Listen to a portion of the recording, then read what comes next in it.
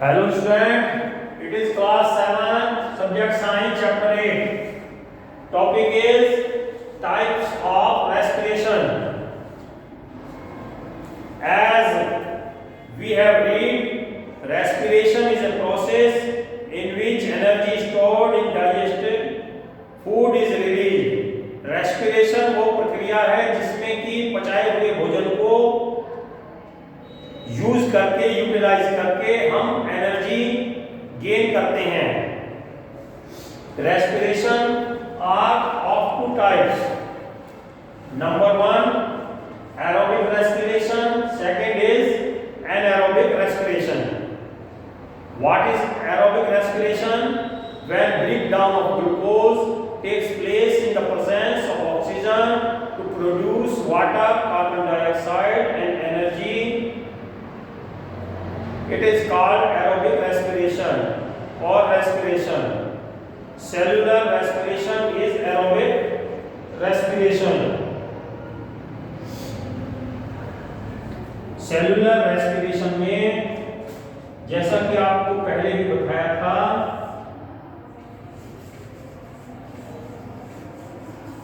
Glucose और oxygen combined होकर carbon dioxide plus water plus energy release करते हैं. कार्बन डाइऑक्साइड बाहर निकल जाता है, वाटर हमारी बॉडी में एब्जॉर्ब हो जाता है और एनर्जी हमें मिलती है हमारी बॉडी को. And next is anaerobic. When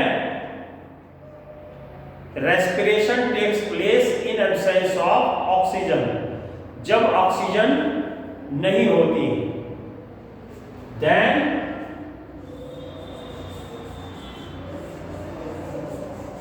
only there is glucose. It converts in ethyl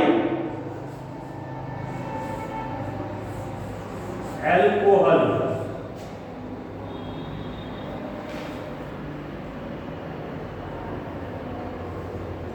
plus carbon dioxide plus energy. जब ऑक्सीजन ना हो, इन एब्सेंस ऑफ ऑक्सीजन, ऑक्सीजन उपस्थित नहीं होती तो ग्लूकोज का ही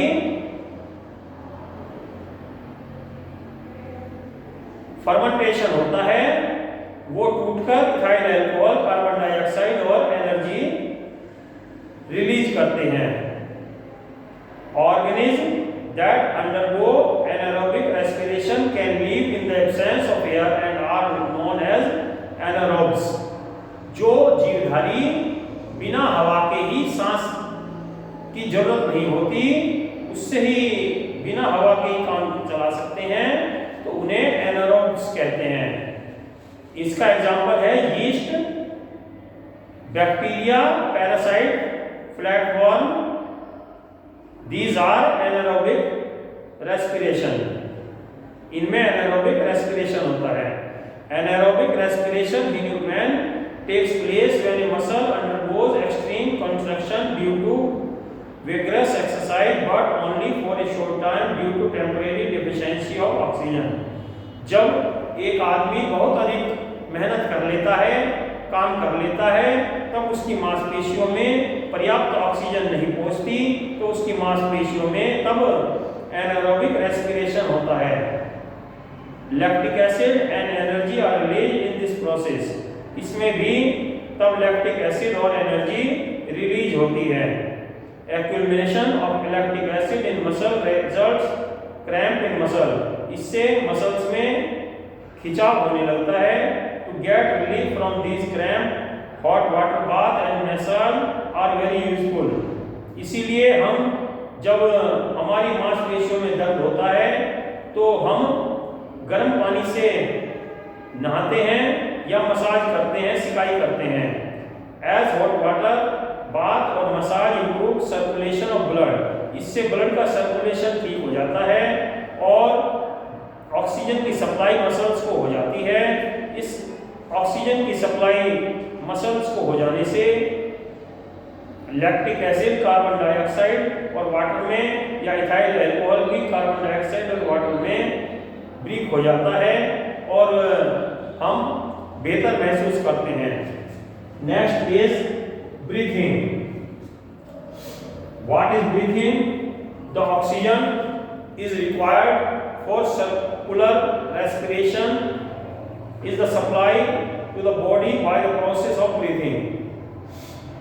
ऑक्सीजन का जो यूज होता है सांस लेने की क्रिया में, रेस्पिरेशन में, तो उसे ब्रीथिंग कहते हैं। On the other hand, carbon dioxide gas produced during the process of respiration is expelled out of the body through the process of breathing. इसमें जो हमारी बॉडी में कार्बन डाइऑक्साइड बनती है तो उसे हमारी बॉडी से बाहर निकाल दिया जाता है। Breathing has 2 steps. ब्रीथिंग में 2 स्टेप्स होते हैं।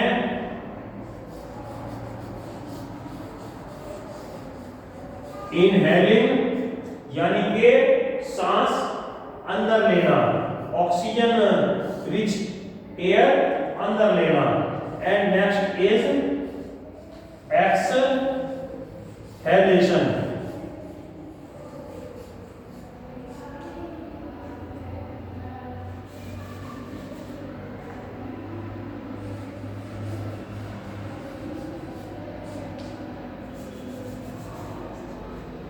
Inhalation is the process of taking oxygen rich air inside the body is called inhalation, and the process of giving out carbon dioxide or carbon dioxide rich air outside the body is called exhalation. जो oxygen ग्रहण करना inhalation है और carbon dioxide बाहर निकालना exhalation है। Okay, each breathing consists of 1 inhalation and 1 exhalation. एक breathe में, एक सांस में एक बार ऑक्सीजन ग्रहण करना और एक बार कार्बन डाइऑक्साइड बाहर निकालना है।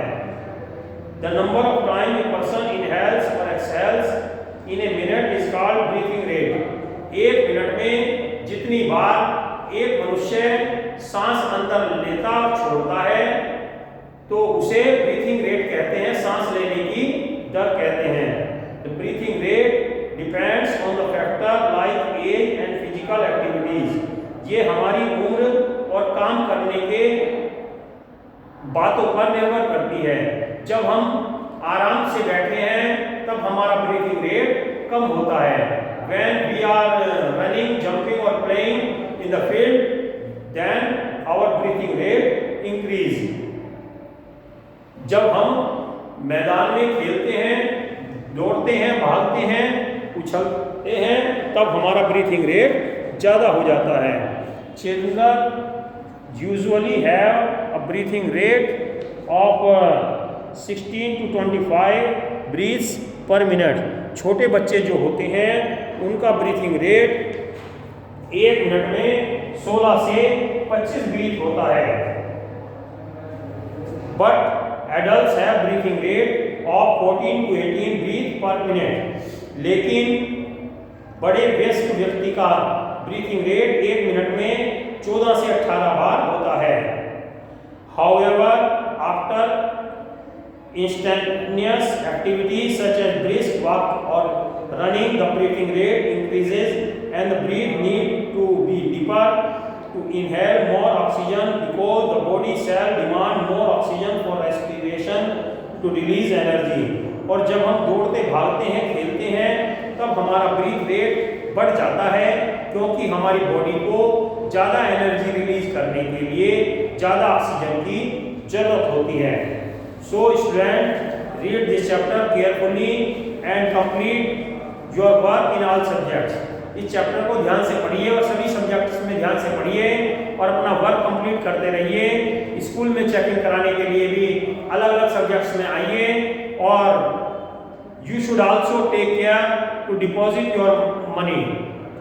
आपको लगातार क्लास दी जा रही है, आप बहुत से बच्चों का मार्च का भी क्लियर नहीं है, अपना मार्च का पिछला बैलेंस क्लियर करिए और आगे भी कम से कम 1-2 महीने की फीस जमा करा सकते हैं जिससे आपके टीचर्स को सैलरी मिलती रह सके।